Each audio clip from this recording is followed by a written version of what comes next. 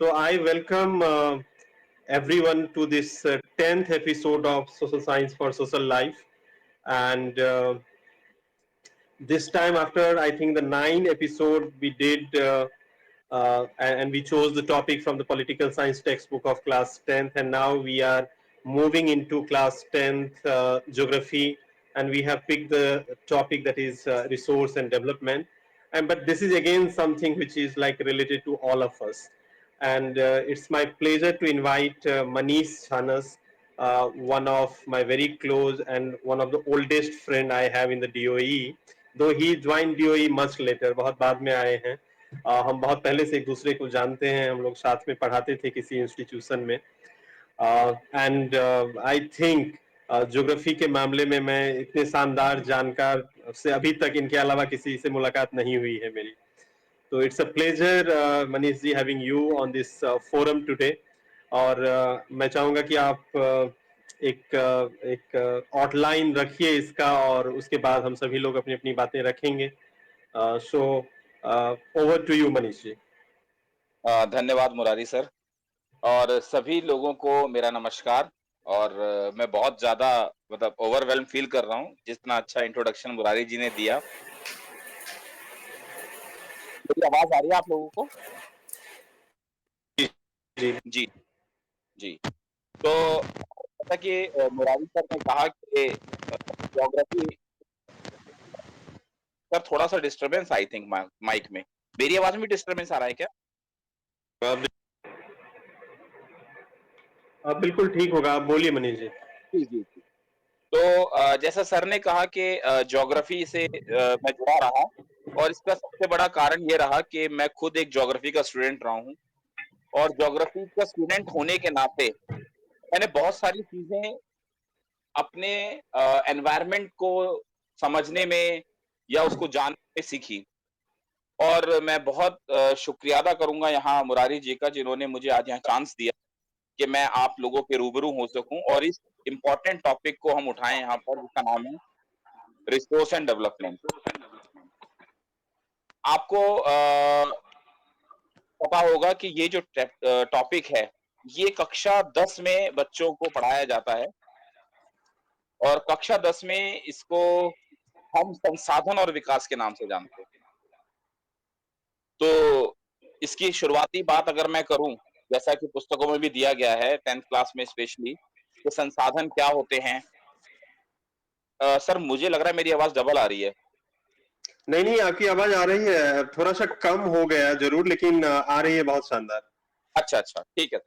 हाँ. तो जैसे किताब के अंदर दी गई हैं, बहुत सारी चीज़ें दी गई हैं। हम शुरुआत से पढ़ाते आ रहे हैं बच्चों को कि संसाधन क्या होते हैं, और हमने एक सिंपल एक आउट जो इसका बारे में एक बच्चे के मन में एक कह लीजिए इमेज तैयार करते हैं। हम ये कहते हैं कि भैया जो भी चीज़ें आपके आस-पास अवेलेबल हैं, जो आपको संतुष्ट करें, जो आपकी ज़रूरतों को पूरा करें, वो सभी संसाधन हैं।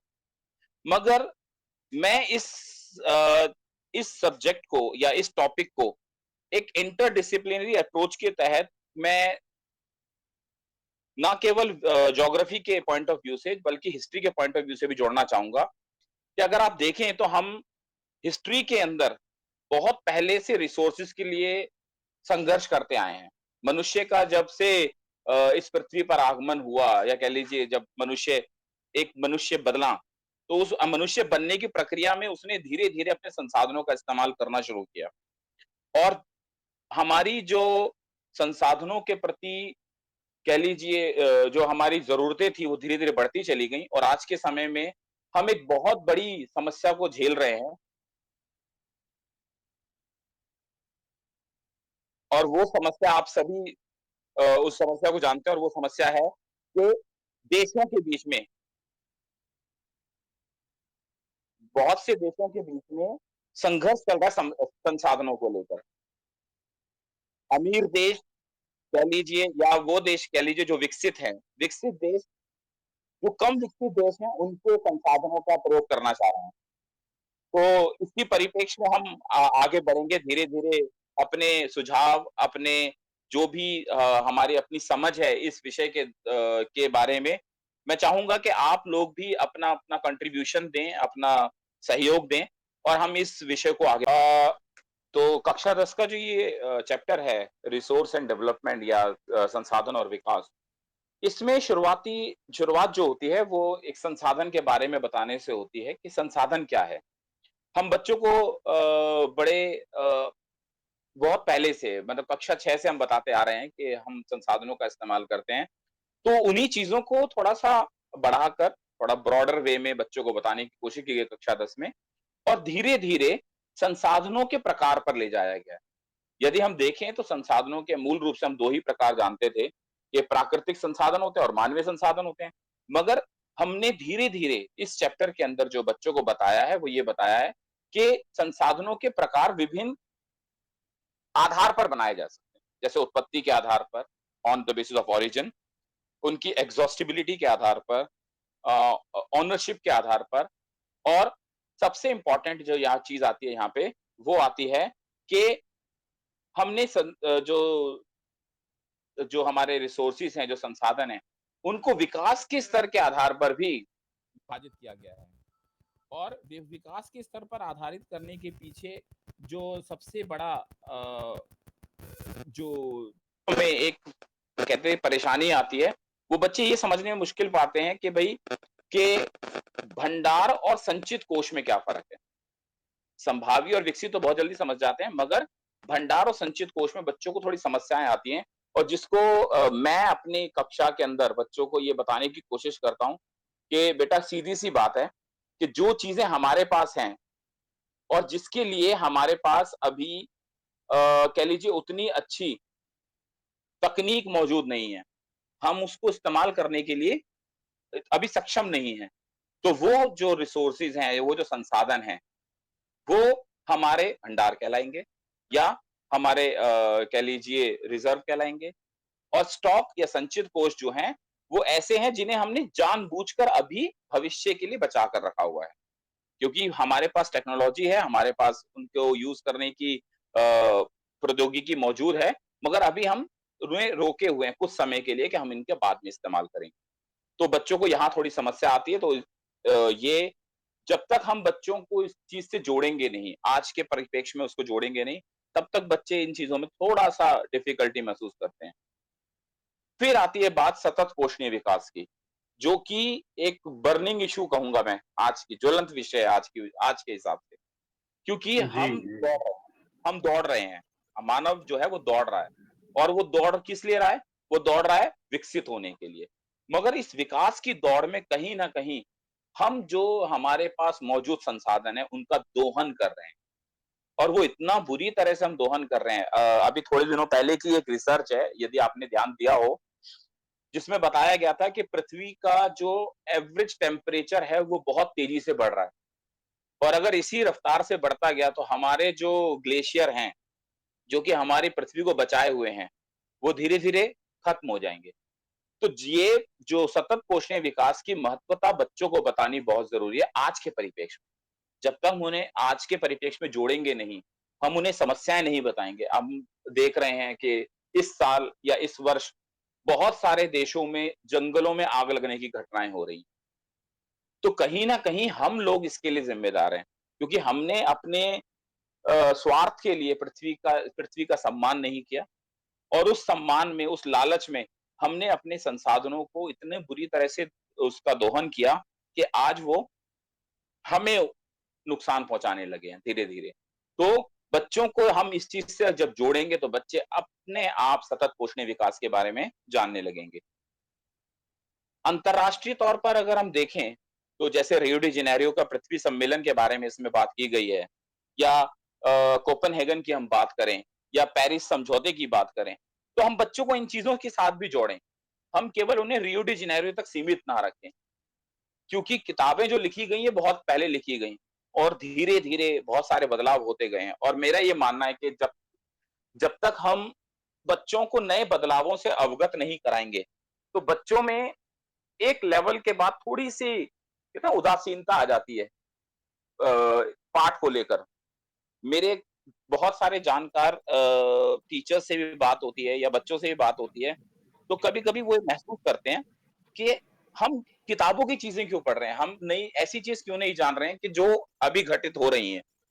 तो मैं चाहता हूँ कि एज़ अ टीचर हम सबकी ज़िम्मेदारी बने कि हम बच्चों को उन चीज़ों के साथ रूबरू कराएँ जो अभी ज्वलंत विषय हैं या जो चीज़ें चल रही हैं। एब्सोल्युटली, एब्सोल्युटली, बहुत शानदार आपने कहा। और उसमें मेरे ख्याल से इस घटना का भी अब काफी साल हो गया, शायद 4-5 साल, जो जी, पेरिस जी, कॉन्फ्रेंस का, और उसमें से बिल्कुल। कैसे यूएस एग्जिट कर गया था। तो आपने एक बहुत शानदार रूपरेखा रखा है इसका। और हमारे साथ मतलब कम लोग हैं, लेकिन एक से बढ़कर एक सारे जानकार हैं विषय के। तो हम उन सब से भी सुनना चाहेंगे इस विषय के आसपास कि कैसे ये जो रिसोर्स और डेवलपमेंट का जो मुद्दा है, हम बच्चों को जब पढ़ाते हैं, और जो जो जिस तरीके की डिबेट में जिस तरीके का कंसर्न उनके अंदर जागना चाहिए, वो हम पहले अपने अंदर, क्योंकि बच्चों में कोई चीज तभी जाती है जब वो हमारे अंदर होता है। बिल्कुल, बिल्कुल, बिल्कुल। तो मैं मुरारी यहाँ पर एक चीज़ ऐड हाँ, करना चाहूँगा जी, इसी चीज़ के ऊपर कंसर्न के ऊपर कि मुझे खुद से महसूस हुआ कि हमें ना अपने अंदर बदलाव करना चाहिए। और हम्म, आप हम्म, यकीन नहीं मानेंगे कि पिछले 1 महीने से मैंने अपने हम्म। स्कूल आने-जाने के लिए साइकिल का इस्तेमाल शुरू कर दिया है। अरे वाह, वाह, तो एनवायरनमेंट को बचाना हमारी ज़िम्मेदारी है। अब मुझसे अगर कोई वाह। हाँ, पूछता है तो मैं बच्चों को बता सकता हूँ कि भई मैं इसलिए आ रहा हूँ क्योंकि मुझे अपनी पृथ्वी बचानी है।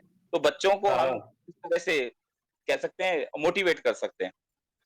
एब्सोल्युटली, एब्सोल्युटली, एक्चुअली मुझे भी कई जगह मैं एक उदाहरण शेयर करना चाहता था कि जो एक मिडिल क्लास परंपरा बनती गई है अब भारत में, खास करके बड़े शहरों में, कि आप कितनी जल्दी मोबाइल बदलते हैं, कितनी जल्दी अपना कार बदलते हैं। तो कई जी, बार जी। मेरे कुछ रिश्तेदार हैं, वो पूछते हैं कि अरे, आपके पास अभी तक वो पुराना वाला वैगनार ही है? तो मैं कहता हूँ, हाँ हाँ, वही वाला है मेरे पास। तो ये जो एक कंज्यूमरिज्म का जो एक बोलबाला है, जो एक तरीके से सीधे मैथमेटिक्स की भाषा में डिस्प्रोपोर्शनेट है जी, जी। रिसोर्स और उसके डेवलपमेंट का, जो हमारा एक या सस्टेनेबल डेवलपमेंट का जो हमारा आइडिया है उसके साथ। जी, लेकिन जी। मुझे लगता है कि जैसे आपने बताया, आप साइकिल का इस्तेमाल कर रहे हैं, या मैं एक सीएनजी गाड़ी का इस्तेमाल कर रहा हूँ, जी, जी। बहुत सारे लोग अपने अपने तरीके से। एक इशू यहाँ पे यह भी है कि कहीं न कहीं जब हम इस तरीके की बात भारत जैसे देश में कर रहे हैं, तो एक मोरल ऑब्लिगेशन हम लगा रहे हैं उन लोगों के साथ जिनका विकास का सपना अभी अधूरा है। जबकि ऑन द अदर हैंड, जो अमेरिकन मिडिल क्लास है, या यूरोप का जी, जो एक मिडिल क्लास है, उन लोगों ने मतलब जिस तरीके की ऊंचाइयों को छुआ, वो जिस तरीके के घर में और गाड़ियों में चलते हैं, जिस तरीके का प्रोडक्शन है उनका, जी, जो जी। पर कैपिटा एनर्जी कंजम्पशन है उनका, तो उसके कंपैरिजन में तो हमारा देश कुल मिलाकर भी कहीं भी नहीं ठहरता है, जिस तरीके से वो इन्वायरमेंट को डिस्ट्रॉय कर रहे हैं, राइट? जी, और जी, बिल्कुल, बिल्कुल। ये डिस्कोर्स भी उन्हीं का लाया हुआ है कि नहीं नहीं भाई, एनवायरनमेंट को बचाना है, बहुत ग्लोबल वार्मिंग हो रही है, तो लेकिन तुम लोग करो, हम नहीं करेंगे। तो हाँ। Historically, because of the colonial past, जो हम लोगों का एक बैगेज है, जी, हम जी। जो एक विकास के मौके से एक तरीके से पीछे धकेल दिए गए करीब करीब धकेल 200 दिया। सालों तक। तो जी, हम तो अगर मतलब एक बड़ा मोरल डायलेमा है ये, कि अगर हम डेवलपमेंट के पाथ पे नहीं चलेंगे, तो एक बड़ी आबादी हमारी गरीबी रेखा के नीचे रह जाएगी। तो I feel it's I mean एक एक एक कठिन सवाल है भारत में, खास करके मिडिल क्लास के सामने, कि वो जी, जी। अमेरिका या दुनिया के उन मुल्कों से जो ये बातें आ रही है कि बहुत ग्लोबल वार्मिंग हो गई है, जिसका एक साइंटिफिक आधार भी है, मैं उसको मना नहीं कर रहा हूँ, लेकिन इन रिस्पॉन्सिबिलिटीज को उनके ऊपर फिक्स करने के बजाय अगर ये चाइना और भारत और बांग्लादेश जैसे देशों पे थोप दिया जाता है, तो मुझे जी। लगता है कि कहीं ना कहीं इनजस्टिफाइड भी है ये। आप क्या कहेंगे मनीष? और बाकी लोगों से भी हम इस पे उनकी राय लेते हैं। देखिए सर बिल्कुल मैं आपकी बात से सहमत हूँ कि ये कहीं न कहीं हम लोगों के ऊपर थोप दिया जाएगा या थोप दिया गया है। मगर जब तक हम खुद से ज़िम्मेदारी नहीं लेंगे, मेरा ये मानना है मतलब कि देखिए हाँ, ये हम मानते हैं कि हम लोग विकास में काफ़ी पीछे रह गए। मगर जब हम सतत पोषणीय विकास की बात करते हैं, तो हम ये भी बात करते हैं कि हम ऐसे संसाधनों का प्रयोग करें जिससे पृथ्वी पर नुकसान ना हो। तो कहीं न कहीं हमें दोनों ही कंट्रीज़ को, चाहे वो विकसित हों, चाहे वो अ अ, अंडर डेवलप हों या डेवलपिंग हों, दोनों ही देशों को ये पहले समझ बनानी पड़ेगी आपस में कि हमें किस तरह के रिसोर्सेज का, संसाधनों का इस्तेमाल करना है।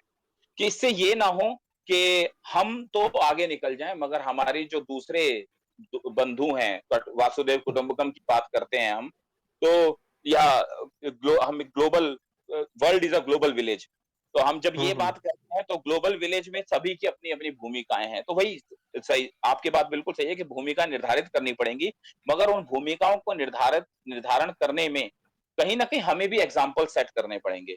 और देखा है मैंने कि कुछ देशों ने ऐसा किया है और उनके यहाँ रिमार्केबल चेंजेस भी हुआ है।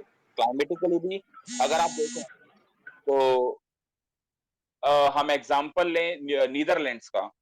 नीदरलैंड्स में उन्होंने इस तरह से अपने यहाँ जो एनवायरमेंटल प्रॉब्लम है, जो पॉल्यूशन की एक बहुत बड़ी समस्या थी, प्रदूषण की बहुत बड़ी समस्या थी, उसको उन्होंने चेंज किया और इसकी वजह से जो पॉल्यूशन व्हीकल से होता था, वो उन्होंने कम करके अपने इंडस्ट्रियल डेवलपमेंट को बढ़ाया। तो कहीं न कहीं उन्होंने इस चीज़ को चेंज किया, तो थोड़ा माइंडसेट चेंज करने की ज़रूरत है।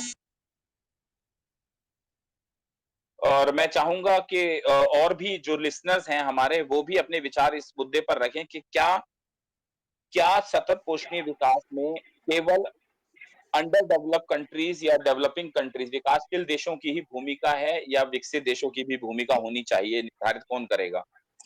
एब्सोल्युटली, मैं बस एक एग्जांपल ऐड कर देता हूँ और फिर हम चाहेंगे कि पारुल और अशोक जी, खेमेन सर, सभी मतलब सब अपने अपने जो भी हैं एकदम विद्वान हैं, कपिला, सब इसमें कुछ ऐड करें, संतोष मैम, कि आप इवन पेंडेमिक जैसे दौर में आप देखिए कि जो सबसे ज्यादा एनवायरनमेंट को या सस्टेनेबल डेवलपमेंट के आइडियाज को या रिसोर्स को बचाने का जो पूरा मुद्दा है, उसमें सबसे बड़ा रोल होने वाला है ग्रीन टेक्नोलॉजी का। तो बिल्कुल, बिल्कुल। दुनिया की जो विकसित देश हैं जिन्होंने इसको डेवलप किया है, वो बिल्कुल मना कर देते हैं उसको ट्रांसफर करने से। उन्होंने एकदम पेटेंट का इतना बड़ा मुद्दा क्रिएट किया हुआ है। सो इवन मतलब जो लाइफ सेविंग चीजें हैं जैसे कि ये वैक्सीन, उसके जी, उसका भी जो टेक्नोलॉजी है वो नहीं ट्रांसफर कर रहे हैं डेवलपिंग कंट्रीज में। और हम लोग तो लकी हैं कि हमारे पास अपना कुछ साधन है। दुनिया का एक बहुत बड़ा हिस्सा अफ्रीका और एशिया में अभी भी इंतजार कर रहा है कि बड़े देशों से जब फुर्सत मिलेगा तो उनके पास कुछ वैक्सीन पहुंच जाएगा। तो इस तरीके के माहौल में भी जहां पे लोगों का जान बचाना है, वहां भी जी, आप जी। देखिए कि ये टेक्नोलॉजी ट्रांसफर नहीं करते हैं।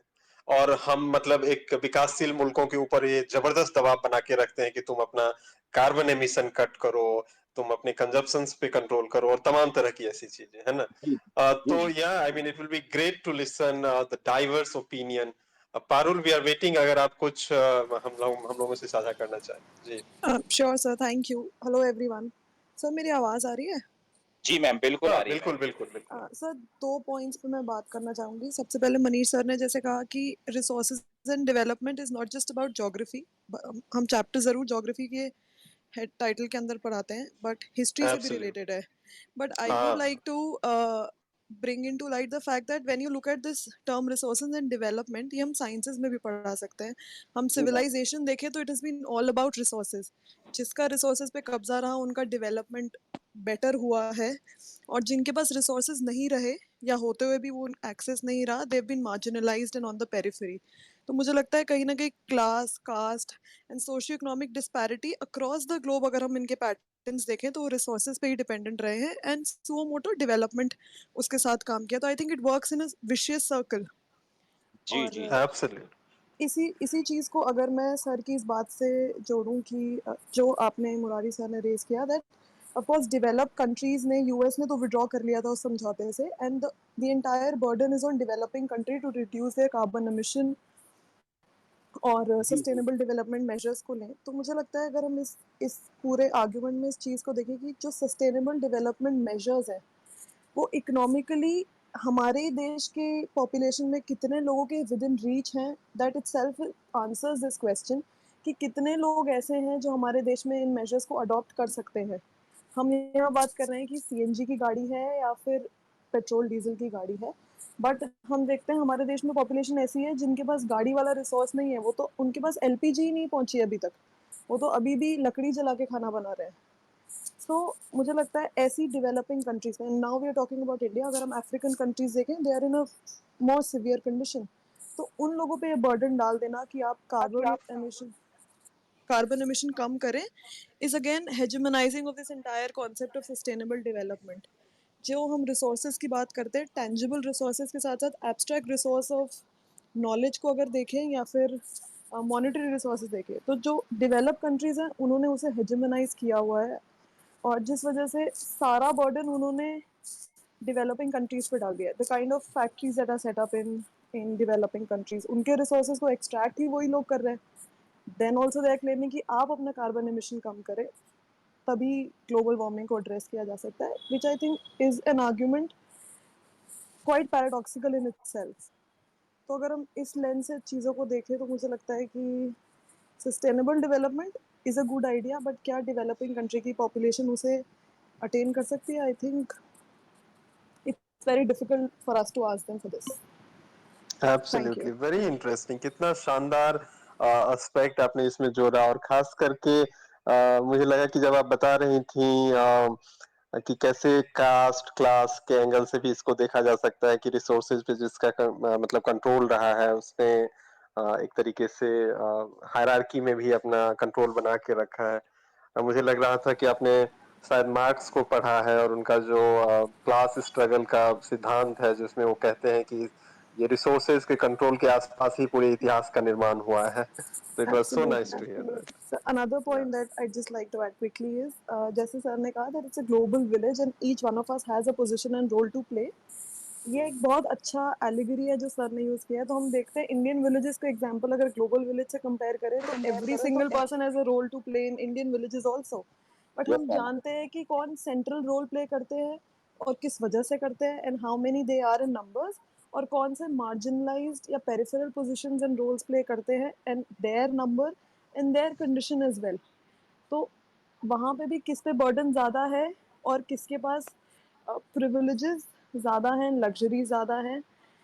The same picture is there at the global level as well. अगर हम उसे rural developed and developing countries के कॉन्टेक्स्ट में देखें तो I think it's absolutely the same picture, it's just that it's at a larger scale there. तो मुझे लगता है अगर इस लेंस के थ्रू अगर हम डिस्कशन शुरू करें तो ये सस्टेनेबल डेवलपमेंट का idea should be top down rather than bottom up. It should trickle down from the top to the bottom. जी राइट, जी राइट। जी मैम, जी या मैम। Thank you. और हाँ, अब मुझे लगता है मनीष जी कि ये जो जितने भी आइडियाज है सस्टेनेबल डेवलपमेंट का या ग्लोबल वार्मिंग का, हम जब क्लास में हमारे बच्चों के पास जाता है या इवन टीचर्स के पास भी, तो बहुत जी जी सैनिटाइज्ड फॉर्म में जाता है कि ये बड़ी अच्छी साफ सुथरी आइडियाज हैं, you just need to accept, you just need to think कि आप इसको कैसे प्रमोट कर सकते हैं। But we also, I think कि we also need to like develop the kind of atmosphere जहां पे हम इसको और गहराई से समझें, इस पे बिल्कुल सवाल भी उठाएं, मुझे लगता है। बिल्कुल बिल्कुल बिल्कुल सर, सही बात कह रहे हैं आप बिल्कुल। और जैसा मैम ने भी कहा कि डेवलप्ड कंट्रीज की भूमिका क्या है ये देखना बहुत जरूरी है। मैं कल एक डॉक्यूमेंट्री देख रहा था डीडब्ल्यू की, और हम्म, उसमें ये बताया गया कि बहुत इसी चीज से जुड़ा हुआ था कि जितने भी डेवलप्ड नेशन है वहां पर मीट कंजप्शन बहुत ज्यादा है, हम्म, और उसके मुकाबले भारत का जो मीट कंजप्शन पर person per year it is only 3 kg। और उसने ये राइट, इसको रिलेट किया कि जितना ज्यादा मीट कंजप्शन होता है उतना ज्यादा प्रेशर एनवायरनमेंट के ऊपर होता है, क्योंकि उतने ज्यादा आपको एब्सोल्युटली, कैटल रखने पड़ेंगे, आपको एनिमल्स रखने पड़ेंगे, उनकी फीडिंग करानी पड़ेगी, उनको आपने वाटर प्रोवाइड कराना है, और वो कहीं न कहीं पूरे जो अ, अर्थ का जो स्ट्रक्चर है या अर्थ का जो कह लीजिए जो अवेलेबल रिसोर्सेज है उनके ऊपर प्रेशर क्रिएट करता है। तो जैसा पारुल मैम ने कहा कि बिल्कुल सही कहा कि भाई जब तक सस्टेनेबल डेवलपमेंट में रोल्स तय नहीं होंगे कि भाई किसकी क्या ज़िम्मेदारी है, वो पॉसिबल नहीं हो पाएगा। थैंक यू पारुल मैम, बहुत अच्छी तरह आपने क्लैरिफाई किया, और हमें भी चाहिए कि ये चीज़ें बच्चों तक भी इसी रूप में पहुँचे, ताकि ये एक ग्लोबल इश्यू की तरह सामने आए, ताकि सभी लोग अपनी ज़िम्मेदारी खुद समझना शुरू करें। कहते हैं ना, एक चिंगारी ही काफ़ी होती है, उजाला फैलाने के लिए। Absolutely, sir. I'll just add an extension to your example that India is a key exporter when it comes to meat at a global ji, level. तो जी, जी। कंजम्पशन तो शायद यूएस में हो रहा है, बट जो रिसोर्स मैनेजमेंट हो रहा है फॉर कैटल ब्रीडिंग जो हो रहा है, वाटर कंजम्पशन हो रहा है, वो एक वो हमारा डेवलपिंग कंट्री में हो रहा है. सो बिल्कुल, आप समझ सकते हैं that Wow, who is paying the price. Yes, yes. absolutely. और for their luxury we are paying price. बिल्कुल मैम, सही Absolutely, कहा। for their luxury and for their privileges, developing nations are the ones who are paying price, and at the same time, they are bearing the burden that you need to reduce your carbon emission. Yes नहीं ma'am, तो yes, global warming होता रहेगा. So that बिल्कुल, argument in itself is quite paradoxical. Yes. Yes ma'am, Very yes. interesting. Very I interesting है, बहुत think अच्छा। it would be really great to hear from Kapila, from Khemendra ji, and from all other our participants on this issue. Kapila, we are waiting to hear from you if you can. Uh, Thank you. So it was really insightful listening to the speakers, including Parul as well, and taking discussion a little further. I think we can. It has been established that yes, developed countries also have a role to play in sustainable development and taking care of the factors associated with it. But how to move further? What are the solutions? So as educators हम क्या कर सकते हैं, हमारा role उसमें क्या हो सकता है. So one thing is that problematizing the situation. तो वो हम सोशल साइंस बढ़ाते हुए बच्चों के साथ कर सकते हैं कि सिचुएशन में क्या प्रॉब्लम है, उनको एक्सप्लेन कर सकते हैं. बट जैसे अब मैं थोड़ा सा पैरेलल्स ड्रॉ करूंगी अपने सब्जेक्ट से, इंग्लिश से. सो हाँ, जब हम बोलते हैं कि बच्चों को इंग्लिश सिखाना है, तो उसका जो प्रैक्टिकल एस्पेक्ट है, हर कोई इवन जिसने बहुत पढ़ाई नहीं भी की है वो डायरेक्टली बता सकता है that the child should speak English well और the child should write English well. तो सिमिलरली जब हम बच्चों को सस्टेनेबल डेवलपमेंट सस्टेनेबल के बारे में डेवलपमेंट पढ़ा के रहे बारे हैं, में पढ़ा तो रहे हैं. उसका एग्जैक्टली प्रैक्टिकल एस्पेक्ट ये हो सकता है कि फर्स्ट थिंग कि the children also know how to problematize this kind of situation, कि उसमें कैसे देखें कि प्रॉब्लम क्या है, what are the politics related to it, what are the economics related to such kind of situations.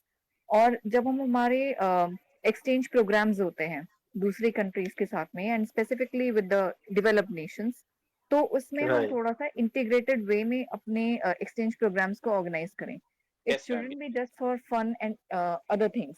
तो ठीक है, एकेडमिक लर्निंग इसमें एक पार्ट हो सकता है एंड एक्सप्लोरिंग अदर प्लेसेस एक पार्ट हो सकता है. But if we include such factors also, तो इस तरह से शायद हम एक ग्लोबल थिंग को एक होलसम पर्सपेक्टिव में उनके पास भी पहुंचा सकते हैं. मोर बिल्कुल, creative absolutely ways ma'am. could be creating documentaries or short films based on that, which could also be a part of curriculum. This is what Absolutely. I Yeah. feel. More ideas are invited. Yeah. Yes ma'am, absolutely. Thank you Kapila ma'am, बहुत अच्छी तरह आपने बताया कि देखिए यही बात हुई कि हमने अपने बच्चों को तो अवेयर किया, मगर हम इसको ग्लोबल पर्सपेक्टिव में कैसे आगे ले जाएँ? तो एक्सचेंज प्रोग्राम्स जो है वो बहुत बड़ा एक कह लीजिए साधन हो सकते हैं, जिसके द्वारा हम अपनी बातों को बाहर तक या दूसरे देशों तक पहुँचा सकते हैं, ताकि जो चीज़ें हम लोग फेस कर रहे हैं, जैसे पारुल मैम ने भी कहा कि हम अपने रिसोर्सेज का दोहन करके दूसरों की लग्जरी के लिए कर रहे हैं, तो वो चीज़ें उन्हें भी रियलाइज़ हों। जब तक रियलाइज़ेशन नहीं होगा, क्योंकि सोशल स्टडीज़ का मेन जो मोटिव है वो है बच्चों में बच्चों को सिंथेसाइज़ करना, अवेयर करना और फिर धीरे-धीरे वो चीज़ें उनकी लाइफ़ में लेकर आना। और वो लाइफ में जब आएँगी तो वो ना केवल उन बच्चों की बल्कि दूसरे देशों तक भी पहुँचे, ताकि ये जो पृथ्वी है उसकी ज़िम्मेदारी सभी की बने, केवल विकासशील देशों की ना रहे। तो जी, thank you very much. Manish ji, actually आपने हालांकि शुरू में पूछा था कि कौन कौन लोग यहाँ पे होते हैं, तो उस वक्त हमें भी नहीं पता होता है. हमारे जी, जी। साथ यहाँ अभी 2-3 हमारे ऐसे साथी जुड़े हुए हैं जिनका एक बहुत लंबा अरसा गांव में बीता है और वो आज भी गांव को देखते हैं, पहाड़ों जी, को जी। देखते हैं और अब शहर में रह रहे हैं. तो रिसोर्स और डेवलपमेंट को देखने और समझने का इनका नजरिया मुझे लगता है हम लोगों से बहुत जुदा होगा. बहुत तो वी वुड बिल्कुल, रियली बिल्कुल। Like to hear from Ashok ji, from Khemendra ji, जी, अशोक। जी भाई। एक्चुअली पहाड़ों की आपने बात की है, तो मैं देख रहा हूँ कि हमारी ज़िंदगी वहाँ और यहाँ में I think technical issue Ashok ji के साथ आ रहा है। खेमन जी, आप अगर तब तक कुछ शेयर करना चाहें हम लोगों से। आपका एक जबरदस्त इन्वॉल्वमेंट मतलब रहा है इस सारे फील्ड में।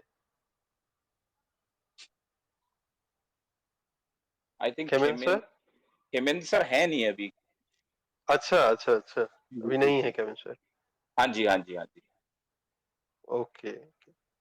हाँ, तो आई मीन मगर जैसा अभी मुरारी सर ने कहा भी कि उन लोगों का नज़रिया अलग है, और आपने देखा होगा पिछले कुछ समय में जो घटनाएँ घटी हैं पहाड़ी क्षेत्रों में, वो उसके लिए भी हम ही लोग ज़्यादा ज़िम्मेदार नहीं हैं सर। आप देखिए लैंडस्लाइड्स की घटनाएँ बहुत ज़्यादा बढ़ गई हैं, मतलब पिछले कुछ दिनों में तो मतलब इतनी ज़्यादा हुई हैं, मतलब it is really shock to see कि इतना लैंडस्लाइड मैंने अपनी लाइफ़ में कभी नहीं देखा। और कहीं न कहीं हमारा जो संसाधनों का दोहन करने का तरीका है, वो कहीं न कहीं इसके लिए रिस्पॉन्सिबल है। आप क्या कहेंगे इसके ऊपर? टू अ सर्टेन एक्सटेंट आप सही कह रहे हैं, लेकिन मुझे लगता है कि अगेन मतलब कई सारे एंगल हैं। ये एक इस अप्रोच से आता है कि आप विक्टिम को ही बता दो कि देखो तुम खुद जिम्मेदार थे इस तरीके के मामलों के लिए। तो एक एक मुझे ये भी लगता है कि थोड़ा सा हम अगर इसको और देखें, खास करके जी, जी, जी। मैं इन सब चीजों को उन कहानियों में ढूंढता हूँ जिसने बहुत गहराई से हम सबके अंदर एक एक तरीके का सिंगल नैरेटिव डाल दिया है कि this is what development is, कि जी, इसको विकास कहते हैं।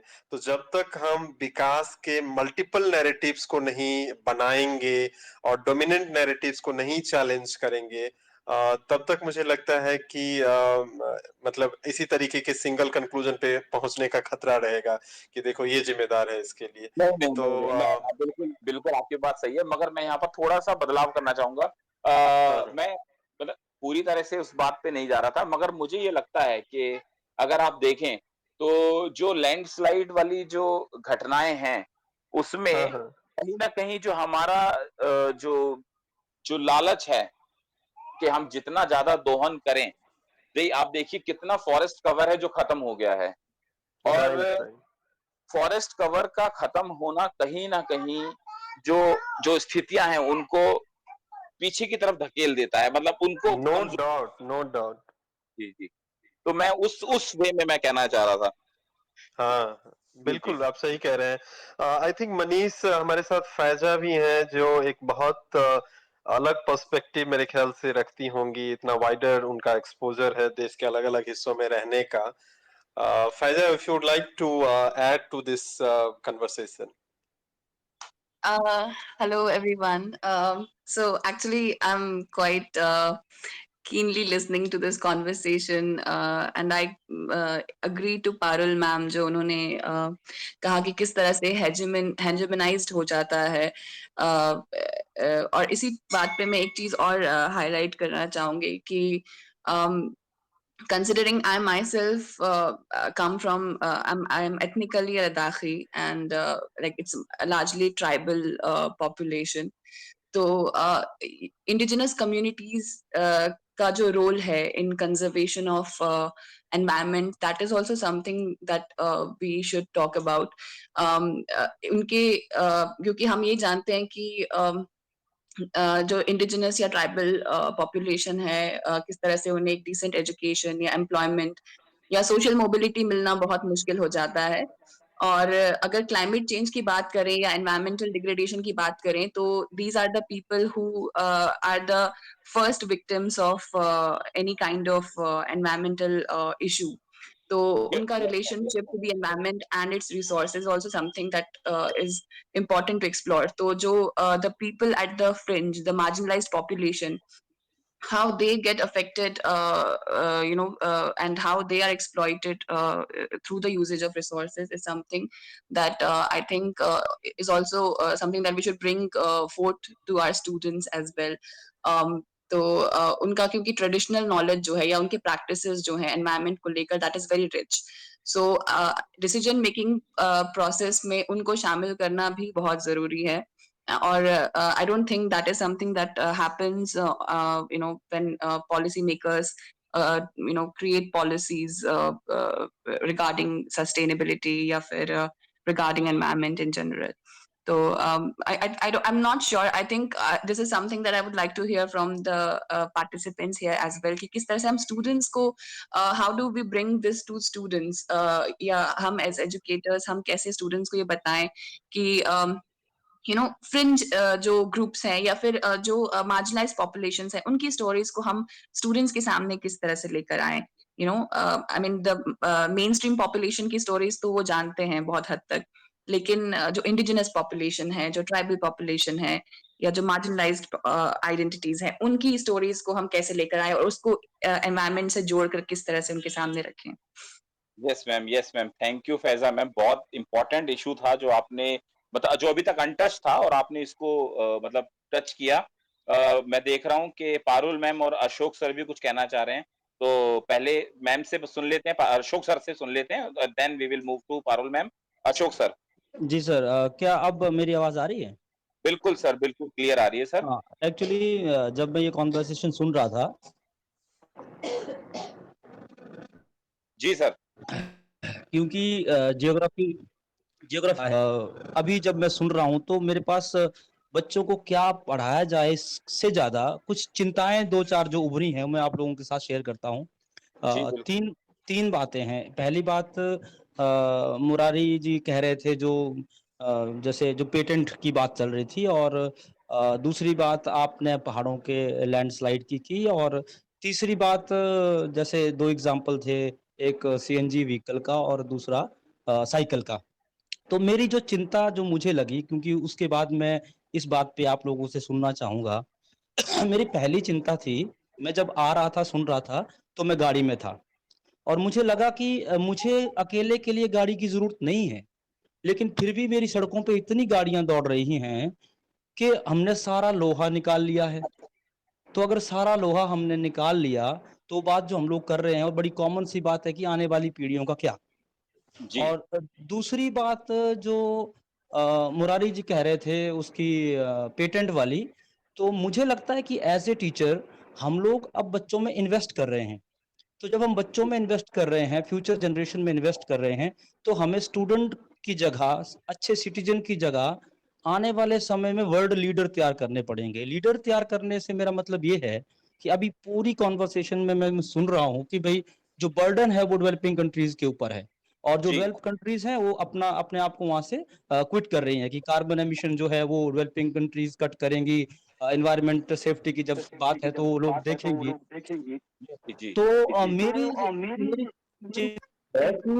चिंता क्या, मतलब मेरा ये कि हम लोग अगर स्टूडेंट को लीडर की तरह तैयार करने में पॉसिबल हो जाए और हम लोग इस डेवलपमेंट को रीडिफाइन करने की कोशिश करें कि अगर डेवलपमेंट को हम डिफाइन इस तरह से करें कि हम कितना चाहते हैं. एक्चुअली डेवलपमेंट का एक पैरामीटर क्या हो कि उसके बाद हम उसको डेवलप मान लें, क्योंकि डेवलपिंग किसके लिए डेवलपमेंट जो हो रहा है वो डेवलपमेंट से कहीं ज्यादा है. जैसे आपने अभी एग्जांपल दिया पहाड़ों पे क्या हो रहा है, पहाड़ों पे लैंडस्लाइड कभी नहीं होता. मैं वहां से हूँ और मतलब मेरे पास वहां पर 6-7 साल का वहां के कुछ ऑर्गेनाइजेशन के साथ वर्क काम करने का एक्सपीरियंस है.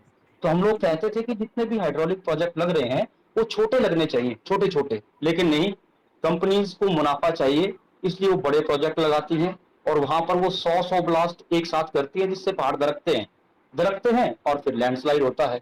तो अल्टीमेटली कंपनी के मुनाफे के चक्कर में वहां के जो लोग हैं, वहां अभी मैम कह रहे थे वहां के ट्राइबल्स की जो कंडीशन है, I belong to a tribal community, और जहां पर ये लैंडस्लाइड हो रहे हैं वहां पे जहां पर इतने सारे हाइड्रोलिक प्रोजेक्ट लगे हैं, तो इतना हो रहा है कि मतलब जब उनसे इतने बड़े बड़े वहां पर मूवमेंट्स चले इसके लिए कि भाई बड़े प्रोजेक्ट ना लगा के छोटे लगाए जाएं, तो मेरी चिंता ये है, मेरी चिंता बाजार की है कि अल्टीमेटली अगर हम वर्ल्ड लीडर तैयार कर सके, हम लोग लीडर तैयार कर सके अपने स्टूडेंट्स को जो आने वाले समय में फाइट कर सके. ये जो इंटेलेक्चुअल प्रॉपर्टी राइट वाला जो कॉन्सेप्ट है, मुझे तो लगता है ये कॉन्सेप्ट ही गलत है.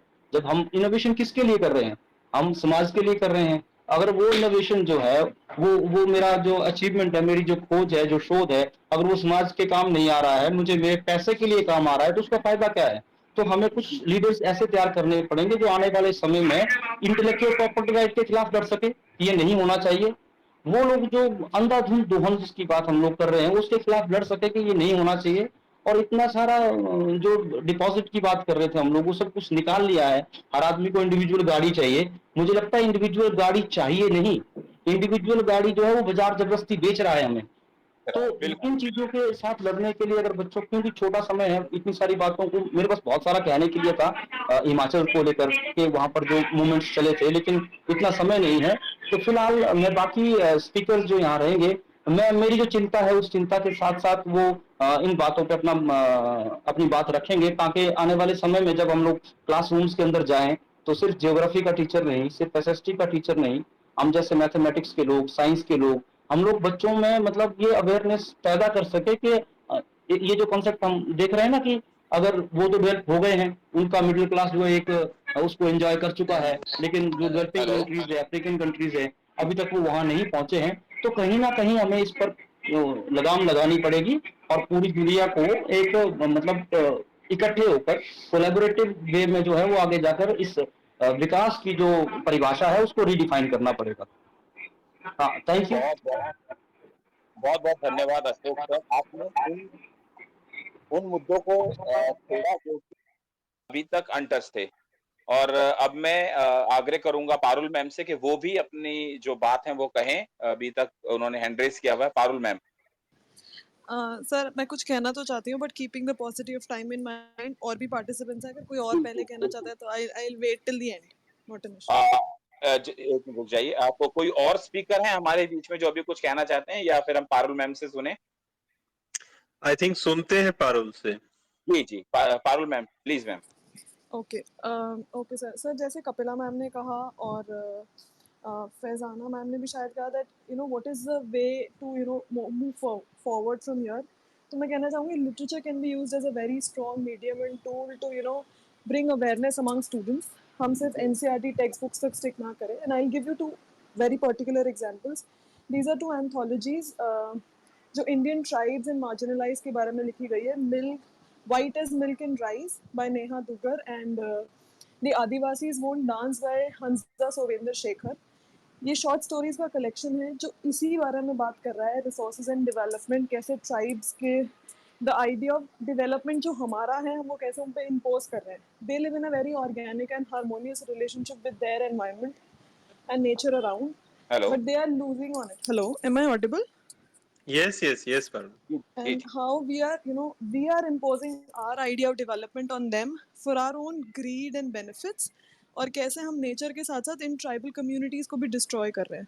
सो if we bring these conversations and narratives into our classrooms, और रिसोर्सेज एंड डेवलपमेंट जैसे इस टॉपिक को अगर हम थोड़ा सा इंटरडिसिप्लिनरी बनाएं, एक ब्रॉडर लेंस दें बच्चों को, they will be able to raise questions, they will be able to problematize it, and they will be able to find answers to it as well. जी जी, so yeah, thank you. Thank you ma'am. जैसे कि मुरारी जी आप भी देख पा रहे हैं कि जहां हमने शुरू की थी बात, हम वहीं पहुंच गए हैं कि जब तक हम अपने सब्जेक्ट को इंटरडिसिप्लिनरी नहीं बनाएंगे, या जब तक हम इसको दूसरी चीजों के साथ नहीं जोड़ेंगे, बच्चों के बीच में एक ऐसी समझ उत्पन्न या डेवलप नहीं हो पाएगी जो कि विकास की सही परिभाषा, विकास के सही मायने बच्चों तक पहुंचा सके। और मैं ये देख पा रहा हूँ कि जो अशोक सर ने कहा या जो फैजा मैम ने कहा, बहुत अच्छी बातें कही कि जो लोग मार्जिनलाइज्ड हैं, कौन हमारे वो लोग जो कि पर्यावरण से सीधे तौर पे जुड़े हुए हैं, जैसे आदिवासी लोग। एक 7वीं कक्षा में हमारा पाठ होता है जिसके अंदर एक कहानी आती है, अगर आपने मुरारी जी याद हो तो सिविक्स के अंदर वो कहानी है जिसमें वो एक दादा अपने पोती को बता रहे हैं कि कैसे उन्हें विकास के नाम पर उनके जंगलों से, उनके प्राकृतिक परिवेश से निकाल दिया गया, और अब वो एक ऐसी लाइफ जीने के लिए मजबूर हैं जो नहीं जीना चाहते हैं, मगर विकास के नाम पर वो जी रहे हैं। तो कहीं न कहीं जो विकास का जो ये पहिया है, वो सभी लोगों को किसी न किसी रूप में रौंद रहा है, अगर मैं गलत नहीं हूँ तो। मुरारी जी? हाँ, हाँ, बिल्कुल आप सही कह रहे हैं। और वही है, मुझे लगता है कि there must be multiple notions of development, और वो हमारे यहाँ रहा भी है। ऐसे ही मुझे किसी ने एक उदाहरण बताया था बहुत पहले कि साउथ के किसी रिवर के पास जो है रिवर के किनारे वो फ्लड को रोकने के लिए मतलब वो पक्की वो व्यवस्था करनी थी, तो सरकार की तरफ से वो मतलब उसका सीमेंट से कंक्रीट वो बैंक बनाया गया। जो वहाँ जी के ट्राइबल कम्युनिटी थे वो कह रहे थे कि हम तो बहुत पहले से यहाँ ट्रीज लगाते हैं, और उस ट्रीज में कई तरह के स्पेसीज और भी वहाँ पे पनता है, मतलब वो एक दूसरे पे डिपेंड रहता है, और हमारे पास मतलब we have the knowledge to actually stop the flooding of the river. लेकिन जो ऊपर से वो आइडिया जाता है कि नहीं नहीं तुम लोगों को पता नहीं है, और हम यहाँ पे कॉन्क्रीटाइज कर देंगे और इस तरीके से फ्लड रुकेगा। तो फिर बताया गया था कि कोई मतलब एक्चुअल एग्जांपल था कि 1-2 सालों के बाद वो कंक्रीट वाला जो एम्बैंकमेंट था वो टूट गया और फिर से फ्लड आना शुरू हुआ, और वहां पे ट्री भी नहीं लगाया जा सकता है। जी जी तो जी ये जो मार्जिनलाइजेशन वाली बात फैजा ने पारुल ने इन सब ने उठाया, दैट इज वेरी ट्रू कि हम कैसे नॉलेज को हेजेमनाइज किए हुए हैं, जबकि बहुत सारा चाहे वो डेवलपमेंट को लेकर के हो, रिसोर्सेज को कंजर्व करने को लेकर के हो, इंडिजीनियस नॉलेज है वो बहुत पावरफुल है, या डेवलपमेंट को लेकर के जो उनके आइडियाज हैं। अब जैसे अशोक बता रहे थे, कितना कमाल का पॉइंट है वो कि पहाड़ के लोगों को ये पता है कि वहां पे अगर छोटे छोटे डैम बनाए जाएंगे तो शायद पहाड़ों को ज्यादा नुकसान नहीं होगा, लेकिन उसको नहीं सुना जाता है, और मतलब एक एक तरीके से ज्यादा पैसा कमाने के चक्कर में वहां पे जबरदस्ती जाकर के बड़े डैम्स बनाए जाते हैं। तो this is something very interesting, and I am coming also, मैं कुछ एक जोर देना चाहूंगा कि जो सवाल कपिला ने उठाया और आप सब लोगों ने भी पारुल ने, इंटरडिसिप्लिनरी वाली बात थी, तभी जाकर के किसी आइडियाज के बारे में समझ बन पाएगी। अदरवाइज तो जब हम कंपार्टमेंटलाइज तरीके से पढ़ाते रहते हैं तो वो तो सिर्फ रटो और एग्जाम में लिखो इसलिए पढ़ रहे हैं क्योंकि नंबर लाना है वाली बात रह जाती है। बिल्कुल बिल्कुल अदरवाइज कोई भी आइडियोलॉजी डोमिनेंट तभी हो पाती है जब वो लैंग्वेज का हिस्सा बनता है। तो language has a super power basically to communicate, to problematize, जी एंड जैसे अशोक है मैथमेटिक्स से, तो mathematics has the power to give the precision, किसी चीज को समझने में बहुत जबरदस्त तरीके से हेल्प करता है। उसके जो एग्जांपल्स होते हैं वो एकदम कॉन्क्रिटाइज कर देता है चीजों को समझने में। सो जी जी obviously I mean the beauty of this platform is कि हमें इतने अलग अलग सब्जेक्ट डिसिप्लिन से लोग मिलते हैं इन मुद्दों पर बातचीत करने के लिए। हमारे पास 2-3 और भी अलग अलग मतलब डोमेन से हैं, if they would like to speak. मेरे I don't know Akanksha is still here. Akanksha एक बहुत अलग डोमेन से आती हैं, if she could add about her understanding of this resource and development. Chinta ji doctor Akanksha ma'am Gunjan है हमारे साथ, अगर वो कुछ बोलना चाहें। हमने जी आप दोनों को ही इनवाइट भेजा है, इसके अलावा अच्छा विकास हैं और भी हमारे जो सोशल साइंस के साथी हैं, साइंस से हैं Kalpana ma'am. So all of you are invited. अगर आप बोलना चाहती हैं तो मुझे रिक्वेस्ट भेजिए, या मनीष जी को, हम आपको एक्सेप्ट करेंगे, yeah I mean we would like to hear from all of you. जी जी मनीष जी। बिल्कुल। और जैसा अभी मैं आपने बात कही, मैं फैजा मैम की बात को ही आगे बढ़ाता हूँ कि इन्होंने एक बात कही कि जो पॉलिसीज बनती हैं वो बंद कमरों में बन रही हैं। और एक चीज मैंने देखी कि एसी के कमरों में बैठकर हम उन चीजों के बारे में डिसीजन ले रहे हैं जो जिसके बारे में हमने कभी अनुभव नहीं किया। यही अनुभवों की कमी है जो अशोक जी ने बताना चाह रहे थे कि छोटे हाइड्रोलिक प्रोजेक्ट्स की जगह या हाइडल प्रोजेक्ट्स की जगह, डैम्स की जगह वहाँ बड़े-बड़े डैम्स बनाए जा रहे हैं, और इसका बहुत बड़ा जो खामियाजा है वो हमारे पर्यावरण को, हमारे ट्राइबल लोगों को और उन लोगों को भुगतना पड़ रहा है जो कि उसके लिए जिम्मेदार नहीं है। तो जो कि मैं बात कहना चाह रहा था कि लैंडस्लाइड्स हो रहे हैं, मगर लैंडस्लाइड्स के लिए वो लोग जिम्मेदार नहीं है जो उस चीज को फेस कर रहे हैं। जिम्मेदार कौन है? हम लोग हैं, या वो लोग हैं जो पॉलिसी मेकर हैं। और कहीं न कहीं वो पॉलिसी मेकर जो हैं, अनदेखा करते हुए अपने स्वार्थ के लिए, अपने फ़ायदे के लिए लोगों को नुकसान पहुँचा रहे हैं। तो बहुत अच्छा सेशन चल रहा है, और अभी मैं चाहूँगा कि अगर कोई और स्पीकर आएँ या हाँ, मेरा आई थिंक आकांक्षा ने स्पीकर राइट लिया है, तो वी वुड लव अच्छा, टू हियर फ्रॉम आकांक्षा। जी, जी, बिल्कुल। Thank you so much, Murari sir. I am audible. Okay. Yes, yes, yes.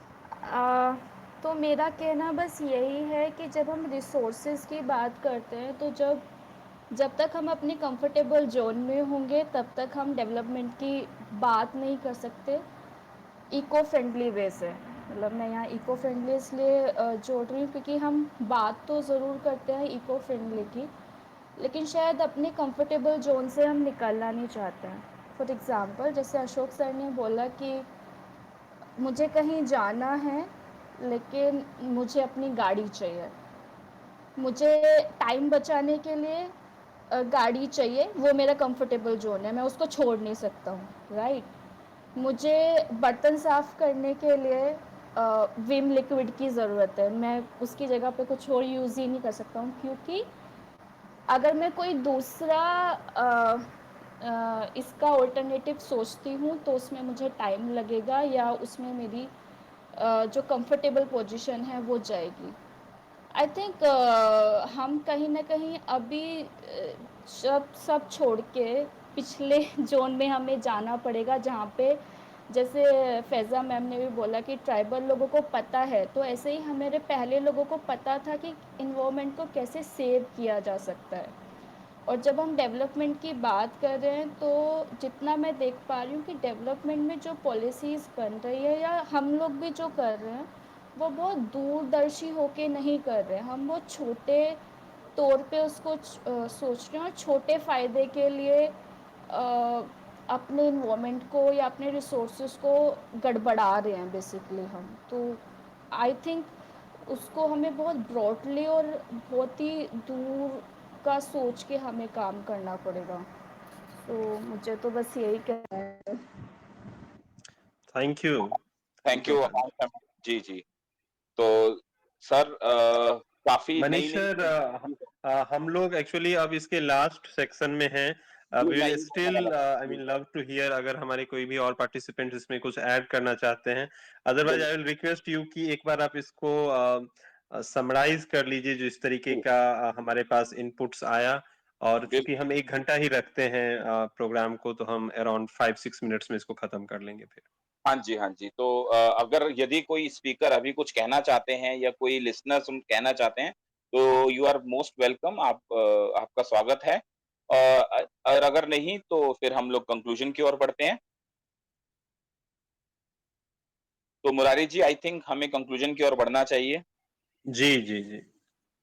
तो सबसे पहले मैं धन्यवाद दूंगा मुरारी जी को, जिन्होंने मुझे ये अपॉर्चुनिटी दी कि मैं इतने अच्छे प्लेटफॉर्म पर जुड़ पाया। हालांकि मैंने पहले ये इसके 1-2 सेशन देखे थे, थोड़ी बहुत झलकियां देखी थी, पूरा नहीं देखा था, बट आज मुझे वाकई इसका हिस्सा बनकर एक अच्छा महसूस हुआ। एक as a social science teacher हम कितने बदलाव ला सकते हैं। दूसरी बात, आज का जो हमारा टॉपिक था संसाधन और विकास, हमने बात शुरुआत करी थी इंटरडिसिप्लिनरी अप्रोच से, और धीरे-धीरे हमने बहुत सारी चीजें जानी कि विकास में जो जिम्मेदारी तय करना बहुत ज़रूरी है। जहाँ हम अ, बात करते हैं सस्टेनेबल डेवलपमेंट की, तो वो सस्टेनेबल डेवलपमेंट जो है वो तभी अचीव हो सकता है जब सभी की जिम्मेदारी सुनिश्चित की जाए। और जिम्मेदारी ना केवल विकसित देशों की या विकासशील देशों की, बल्कि विकसित देशों की भी। अशोक सर, फैज़ा मैम और पारुल मैम, और साथ ही साथ जो हमारे साथ कपिला मैम जुड़ी, उन्होंने बहुत अच्छी बातें कही कि भाषा का माध्यम या भाषा को माध्यम बनाकर हम बच्चों को भाषा के थ्रू इन चीज़ों के बारे में बताएँ, ताकि वो अवेयर हों, वो सिंथेसाइज़ हों और वो समाज के अंदर एक ऐसा संदेश लेकर जाएँ, जो कि एक क्रांति ला सके। हमारे यहाँ हालाँकि क्रांति को बुरा समझा जाने लगा है आजकल, मगर जोक्स अपार्ट, क्रांति कोई भी चीज़ जो एक एब्रप्ट बदलाव ला सकती है, वो क्रांति कहलाएगी।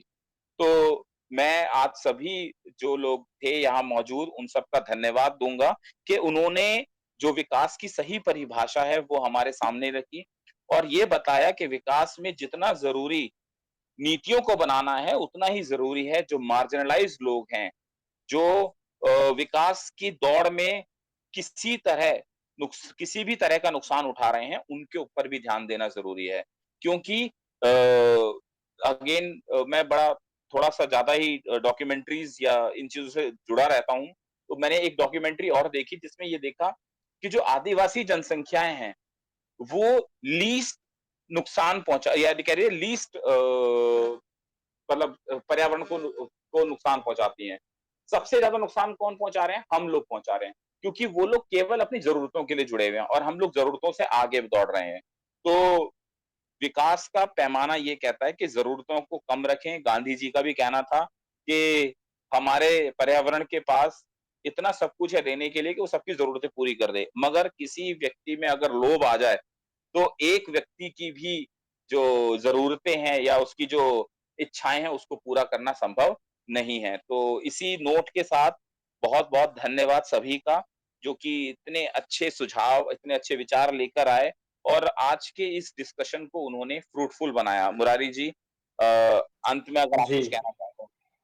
जी, बहुत-बहुत शुक्रिया मनीष, इतना शानदार एक्चुअली मैं तो अपने सभी साथियों को सुनते हुए एकदम मेस्मराइज़्ड होता रहता हूँ, क्योंकि इस तरीके के मुद्दे पे जब भी बातचीत होती है तो वो एकदम सब्जेक्ट डिसिप्लिन में, तो हम इससे पहले कहीं बैठते थे तो सारे हमारे सोशल साइंस के टीचर होते थे, तो लेकिन ये जो एक एकदम अलग-अलग बैकग्राउंड से हमारे टीचर्स हैं, अलग-अलग सब्जेक्ट डिसिप्लिन से और इवन अलग-अलग रीजन से, और वो जिस तरीके से अपने अंडरस्टैंडिंग को रखते हैं, वो एकदम मजा आ जाता है। तो मतलब इस सेशन के बाद जो मेरी समझ इन इन मुद्दों पे होती है, वो एकदम आप मान के चलिए कि रिफाइन होता है और बेहतर बनता है। तो नहीं, इट्स बीन मुझे मेस्मराइजिंग भी listening to all of you मुझे भी आज ये एंड लगा आई कि वुड मैं जी, जी, जी, सॉरी आप कंटिन्यू कीजिए सर, मैं बाद में हाँ, बोलूँगा। और मैं लगातार आप सबसे मतलब ऐसे ही सुनता रहना चाहूँगा आपके विचारों को, and it's been really amazing the couple of ideas कि कैसे हम इसको एक इंटीग्रेटेड फॉर्म में देखें, और सब्जेक्ट डिसिप्लिन में देखेंगे तो फिर वो बहुत लिमिटेड होकर के रह जाता है। और अशोक जी का जो पॉइंट था, that I found really very interesting, जी, जब वो कह रहे थे कि क्लासरूम में अगर हम इसको ज्योग्राफी की तरह पढ़ाएंगे तो फिर मजा नहीं है, हम ऐसे पढ़ाएं कि like we are creating the world leaders. And I remember, I think Ashok ji ने भी पढ़ा है कि इन्होंने इसका एक बड़ा अच्छा लिखा भी था रिव्यू जी, युवाल हरारी का, जहाँ पे वो युवाल लिखते हैं कि for the global problems we cannot have local politics, to deal with the global problems we need global politics। तो बिल्कुल, बिल्कुल। ट्रू मतलब आने वाले टाइम में हमारे क्लासरूम्स में हमें शायद ग्लोबल लीडर्स चाहिए होंगे, जो एक बड़े लार्जर लेवल पे चीजों को देख सके, समझ सके और उस पे विचार कर सके। जी, So जी। that's all. Thank you very much, Manish, for moderating such a beautiful session. And thank you thank you everyone for taking our time at a time when you know every second is so precious. और फिर भी आप time निकाल करके आए, जुड़े हुए रहे, and we would love to be with you again next week on Tuesday at the same time in the next episode of Social Science for Social Life. Thank you very much. Thank you, thank you sir, everyone. Thank you very much sir, thank you very much.